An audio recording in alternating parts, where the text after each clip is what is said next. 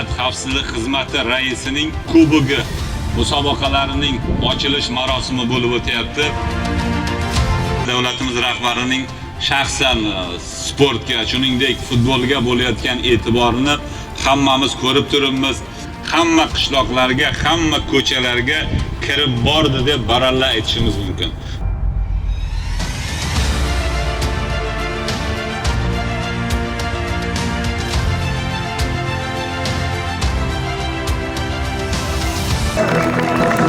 Bobur mahallasi.